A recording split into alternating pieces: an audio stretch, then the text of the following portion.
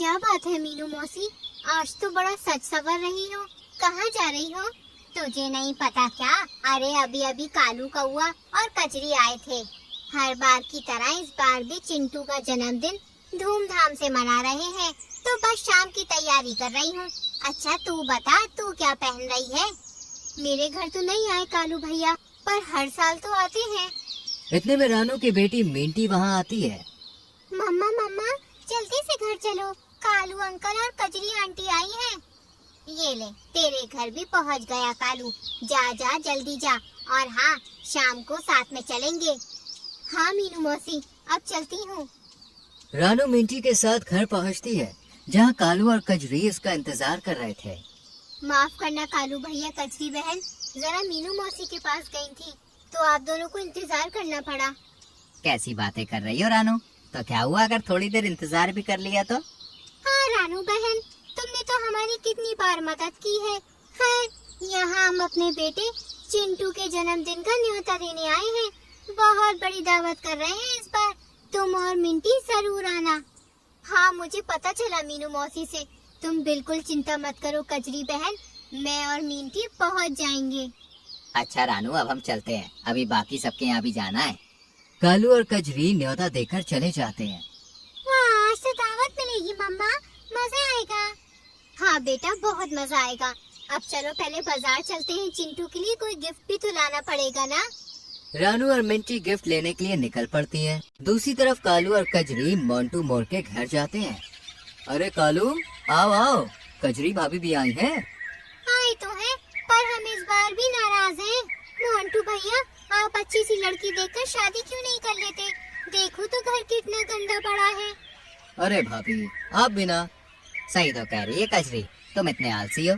कम से कम हमारी भाभी जी तो इस घर को संभाल लेंगी। ठीक है कालू, सोचता हूँ। पर तुम बताओ, कैसे आना हुआ? सब ठीक तो है? मुझे मालूम था कि तुम भूल जाओगे। अरे भाई, चिंटू का जन्मदिन है, न्योता देने आया हूँ। शाम को समय से पहुँच जाना। अरे हाँ, मैं तो सच में भूल ही गया। आज का दिन तो भाई बहुत खास है।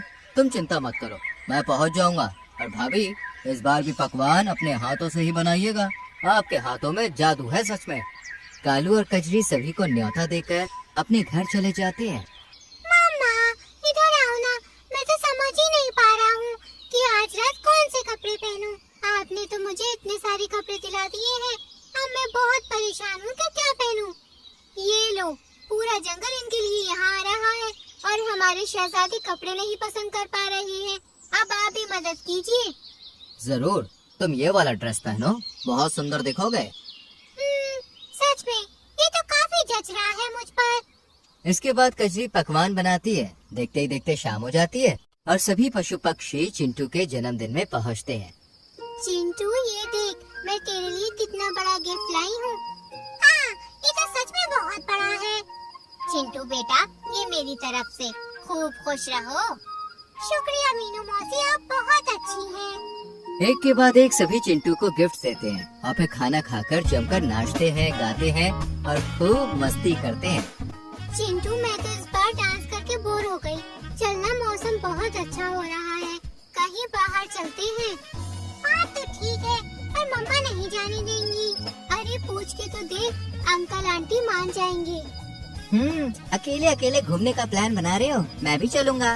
वैसे भी यहाँ सब बड़े लोग हैं, हम बच्चों का क्या काम। तो चलो चलते हैं। तुम लोग इतना कह रहे हो तो ठीक है, मैं मम्मी पापा से पूछ कर आता हूँ।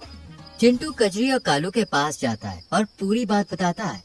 नहीं बेटा, अभी रात का माहौल है और बाहर मौसम भी खराब है। तुम अभी छोटे हो, इसलिए अभी हम तुम्हें बाहर नहीं भेज सकते। पापा बिल्कुल ठीक कह रहे हैं चिंटू, तुम ऐसा करना, कल दिन में चले जाना। अरे पर मेरा मन है, और मैं इतना भी छोटा नहीं हूँ, बड़ा हो गया हूँ। वाकई बहुत बड़े हो गए हो, पर इतने नहीं कि रात में घर से बाहर जा सको। पर आप हर बार मना करते हैं, क्यों? मैं जा रहा हूँ। जिद नहीं करते चिंटू, चलो अब तुम जाके अपने दोस्तों के साथ खेलो। मेहमान आए हैं, हमें उनका भी ध्यान रखना है। मेहमान? पर मेरी बात तो सुनिए। नहीं सुनी, कोई बात नहीं, मैं तो जाऊंगा बाहर, और जरूर जाऊंगा। कालू और कजरी के मना करने के बाद भी चिंटू, मिंटी और पीकू बाहर चले जाते हैं। वाह, कितना मजा आ रहा है। हाँ, कितनी अच्छी हवा चल रही है। पर चिंटू तेरा मूड क्यों खराब है? छोड़ ना, हम थोड़ी देर में घर लौट जाएंगे, फिर अंकल आंटी भी कुछ नहीं कहेंगे। वो बात नहीं है, मम्मी पापा मुझे अकेले कहीं नहीं जाने देते। अरे अब मैं बड़ा हो गया हूँ, फिर भी। इतने में तेज बिजली की गड़गड़ाहट के साथ जोरदार बारिश शुरू हो जाती है। अरे नहीं, बारिश, अब क्या करें? किसी पेड़ के नीचे बैठते हैं। तीनों एक पेड़ की तरफ मुड़ते हैं पर पेड़ गिर जाता है। अरे नहीं, ये पेड़ तो गिर गया। ऐसा ना हो कि हम जिस पेड़ पर बैठे हैं वो भी गिर जाए। हमें कुछ और सोचना होगा। देख गया दोस्तों, वो देखो, वहाँ से थोड़ी रोशनी आ रही है। लगता है किसी का घर है। चलो चलकर मदद मांगते हैं। तीनों दोस्त उस घर की तरफ जाते हैं। मुझे तो डर लग रहा है कि कहीं ये भूत का घर तो नहीं। तू बिना कुछ भी मत कह, मुझे और डर लग जाएगा। अरे तुम दोनों क्यों डरते हो? मैं हूँ ना, मम्मी कहती है मैं बहुत बहादुर हूँ। तुम यहीं रुको, मैं अंदर देखता हूँ, कोई हो तो। चिंटू अंदर जाता है। घर में एक दिया जल रहा था। 3 घोंसले थे, लेकिन घर पूरी तरह से खाली था। दोस्तों जल्दी अंदर आओ, यहाँ तो कोई नहीं है, घर पूरा खाली है। ऐसे कैसे? जरूर यहाँ जो रहता हो वो कहीं बाहर गया होगा। मुझे भी लगता है हमें यहाँ पे नहीं ठहरना चाहिए। तो कहाँ जाएंगे?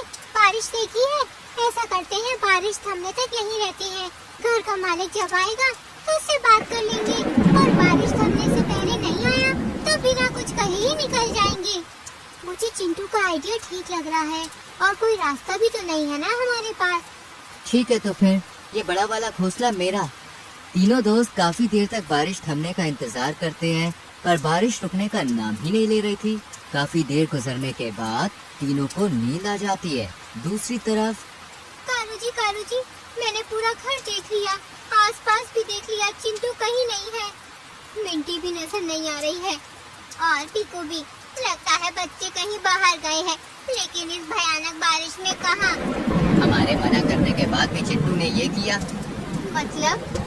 कालू, मीनू मौसी और बाकी सबको चिंटू के बाहर जाने की बात के बारे में बताता है। हे भगवान, बच्चे कहाँ होंगे और कैसे होंगे? इस मौसम में कहीं जा भी तो नहीं सकते। वहीं उस खाली घर में एक बड़ी सी चील आती है। ओहो, एक साथ 3 शिकार, आज तो मजा ही आ गया। एक साथ 3 नरम पक्षियों का शिकार करने को मिलेगा। आज होगी असली पार्टी। चील जैसे ही अंदर जाती है, मिंटी की आँख खुल जाती है।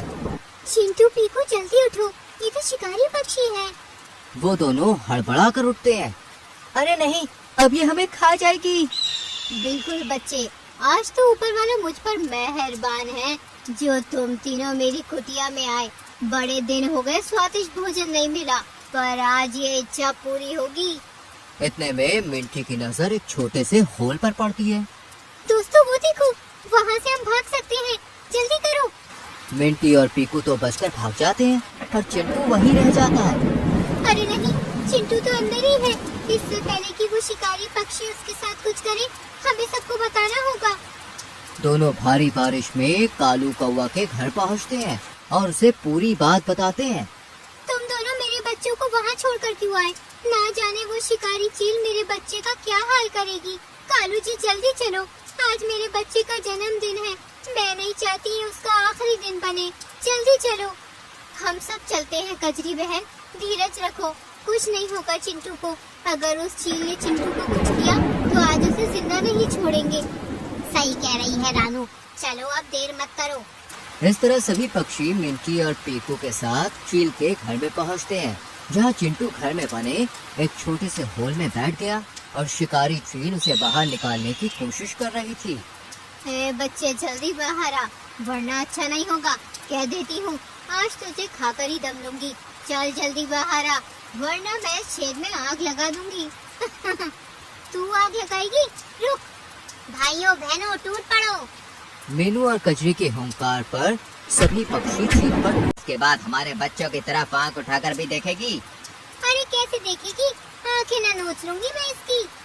आए माफ कर दो, आज के बाद ये गलती कभी नहीं करूंगी, माफ कर दो। अब आया ना ऊंट पहाड़ के नीचे। चिंटू बेटा, देख लिया अपनी जिद का नतीजा। हमने तुम्हें मना किया था कि इस वक्त बाहर मत निकलो। मैं तुमसे बहुत नाराज हूँ। अगर तुम्हें कुछ हो जाता तो जाओ, मैं तुमसे बात नहीं करूँगी। सॉरी मम्मी, सॉरी पापा, मुझसे गलती हो गई। आज के बाद मैं आपकी कभी बात नहीं टालूंगा, हमेशा वही करूंगा जो आप कहेंगे। बेटा, बड़ों की बात जरूर माननी चाहिए, क्योंकि वो तो हमारा भला ही चाहते हैं ना। मैं समझ गया मीनू मौसी, अब से मैं हमेशा मम्मी पापा की बात मानूंगा। कचरी, अब माफ भी कर दो, बच्चा है। चिंटू की भोली शक्ल देखकर कचरी और कालू उसे माफ कर देते हैं। और मिंटी पीकू, तुम भी सॉरी बोलो, गलती तुमने भी की है ना। सॉरी मम्मा। सॉरी, आगे से कभी ऐसा नहीं होगा। इस तरह चिंटू का जन्मदिन खुशी खुशी बीत जाता है और चीर को सबक सिखाकर सभी अपने अपने घरों को लौट जाते हैं।